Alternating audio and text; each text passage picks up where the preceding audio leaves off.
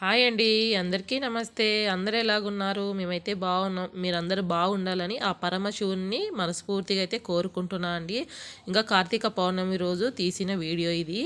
కొద్దిగా నాకైతే health బాగోలేదండి. Voice over కూడా కొద్దిగా కష్టంగానే ఇచ్చాను. ఏమనుకోద్దండి, వాయిస్ అయితే చేంజ్ అయింది.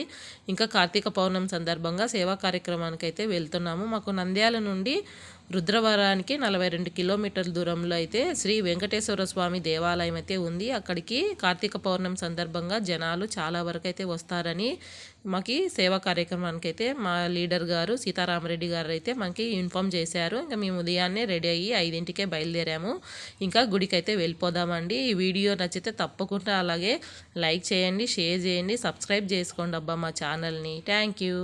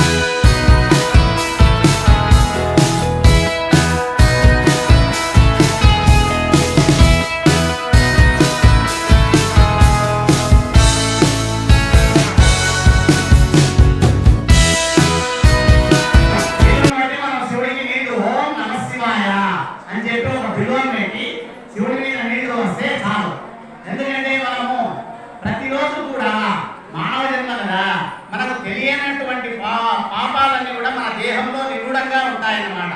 అవన్నీ ఏ విధంగా పోగొట్టుకోవాలి, ఇటువంటి సందర్భాల్లోనే అవి మనం పరిహరింపజేసుకోవాలి అట్లా అన్నమాట.